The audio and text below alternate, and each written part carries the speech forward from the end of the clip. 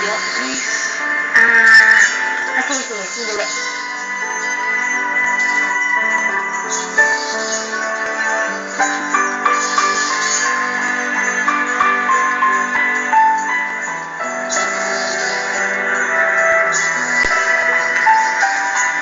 Princess Aria, saan po kayo pupunta? Kuya, kaibigan ko. Talaga ko.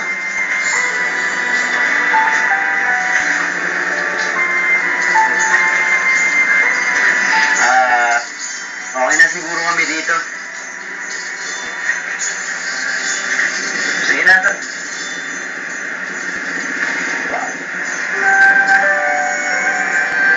Kuya, okay na ba? Thank you.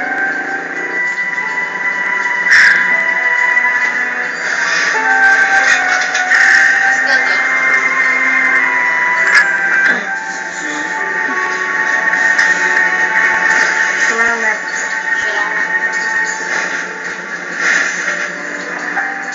Bakit ba pumunta ka dito ng ganitong oras? Mika, hindi ka ba napapagod?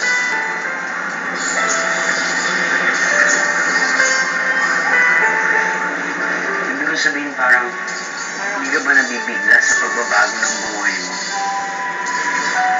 Sigurado, namimiss mo din yung simpleng buhay mo dati, di ba?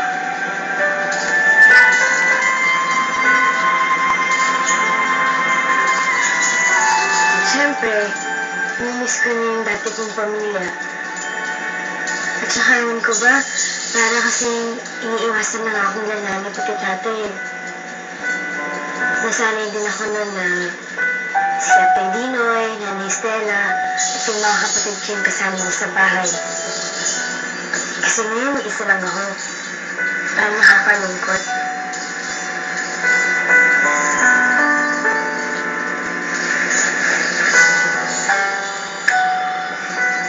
Alam mo, Mikay, may solusyon ako sa problema mo.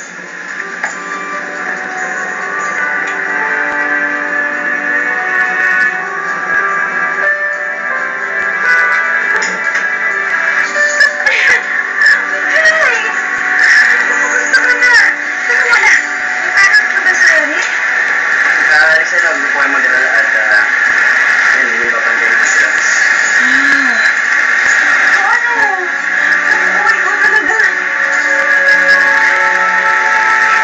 Ay, Stella, muna na po ako at natin ko lang ako talaga sa Mikay.